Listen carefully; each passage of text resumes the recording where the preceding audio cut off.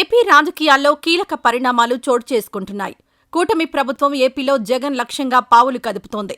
అంటే జగన్ వెంట నడిచిన వాళ్లకు ఫ్యూచర్ ఏమీ ఉండదు అనే సంకేతాలతో జగన్ని, పార్టీని వదిలి ఒక్కొక్కరిగా వెళ్లిపోతూ ఉన్నారు. వైసీపీ నుంచి వెళ్లిపోతున్న వాళ్లంతా టీడీపీ, జనసేనలోకి క్యూ కడుతున్నారు. దీంతో జగన్ కూడా అలర్ట్ అయ్యారు. దీంతో జగన్ 2.0 మొదలుపెట్టారు. కూటమి లక్ష్యంగా కొత్త ప్లాన్లు అమలు చేస్తున్నారు. గతం కంటే భిన్నంగా నిర్ణయాలు తీసుకుంటున్నారు. పార్టీ ముఖ్య నేతగా ఉన్న విజయసాయిరెడ్డి తాజా నిర్ణయం తర్వాత క్యాడర్లోనూ కొంత అయోమయం మొదలైంది. ఈ సమయంలో జగన్ కొత్త నిర్ణయాలు తీసుకుంటున్నారు. జగన్ కాంగ్రెస్ను వీడి కొత్త పార్టీ పెట్టాక వైఎస్సార్తో కలిసి పనిచేసిన నేతలంతా మద్దతుగా నిలిచేందుకు నిరాకరించిన నేతలు ఇప్పుడు వైసీపీలో చేరుతున్నారు. జగన్ 2.0లో కార్యకర్తల కోసం ఎలా పనిచేస్తానో చూస్తారంటూ మాజీ సీఎం చేసిన కామెంట్స్ వైరల్ అయ్యాయి. కాంగ్రెస్లో ఒకప్పుడు వైఎస్ విధేయుడిగా ఉన్న మాజీ పీసీసీ చీఫ్ సాకే శైలజానాథ్ ఈరోజు వైసీపీలో చేరుతున్నారు. కొద్ది రోజులుగా శైలజానాథ్ వైసీపీలో చేరుతున్నారనే ప్రచారం సాగుతోంది. ఇప్పటికే జగన్తో బెంగళూరు కేంద్రంగా మంత్రాంగం సాగింది. ఇప్పుడు పార్టీలో చేరికకు ముహూర్తం ఖరారైంది. అదేవిధంగా తూర్పుగోదావరికి చెందిన మాజీ ఎంపీ, కాంగ్రెస్ సీనియర్ నేత పేరు రేసులో ఉంది. గతంలో వైఎస్తో కలిసి పార్టీలో పనిచేసిన మరో 3 నేతలతోనూ చర్చలు జరిగినట్లు తెలుస్తోంది.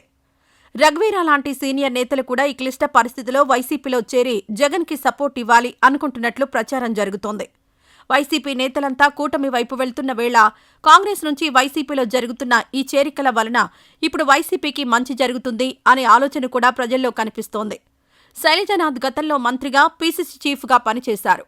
రాష్ట్ర విభజన సమయంలో సమైక్యాంధ్ర కోసం పనిచేశారు. షర్మిల పీసీసీ చీఫ్గా ఉన్న సమయంలో జగన్ కాంగ్రెస్ నేతలు, అందున వైఎస్సార్తో కలిసి పనిచేసిన వారిని తన పార్టీలో చేర్చుకోవడం ద్వారా షర్మిలకు సైతం షాక్ ఇచ్చే అంశంగా భావిస్తున్నారు. షర్మిల పార్టీ కోసం కాకుండా జగన్ పైన విమర్శలకే ఎక్కువ సమయం కేటాయించడం కాంగ్రెస్లో కొందరు ముఖ్యులకు నచ్చలేదు. ఈ అంశంపైన ఢిల్లీకి ఫిర్యాదులు వెళ్లాయి. కానీ ఎవరూ షర్మిలను పట్టించుకోలేదు. ఇక ఇప్పుడు జగన్ రంగంలోకి దిగి షర్మిలను టార్గెట్ చేశారు.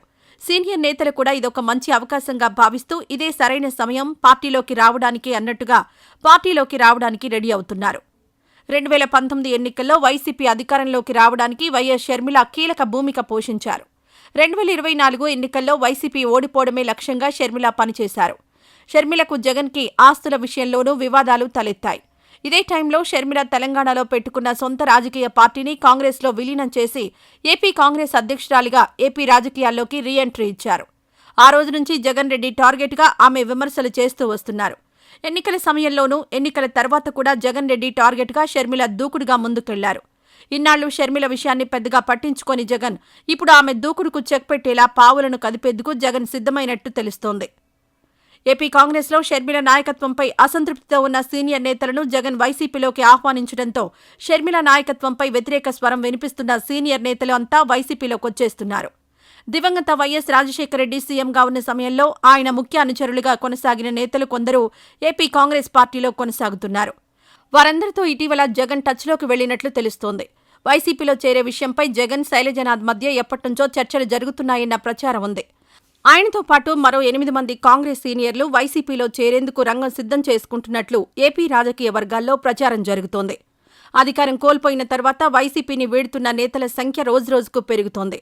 జగన్కు ముఖ్య అనుచరులుగా పేరున్న నేతలు సైతం వైసీపీని వీడి కూటమి పార్టీలో చేరిపోయారు. ఏ పార్టీని వదిలేసి వచ్చారో ఆ పార్టీ వాళ్ళని రప్పిస్తున్న జగన్ వ్యూహం చూస్తుంటే మొత్తానికి షర్మిలకు చెక్ పెట్టేందుకు జగన్ రంగంలోకి దిగినట్లు అర్థమవుతోంది. కాంగ్రెస్ నుంచే కాక అటు టీడీపీ, ఇటు జనసేన నుంచి కూడా చాలా మంది నేతలు వైసీపీ వైపు చూస్తున్నట్టు తెలుస్తోంది. అయితే రాబోయే రోజుల్లో ఏ పార్టీ నుంచి ఎవరెవరు వైసీపీలోకొస్తారో చూడాలి.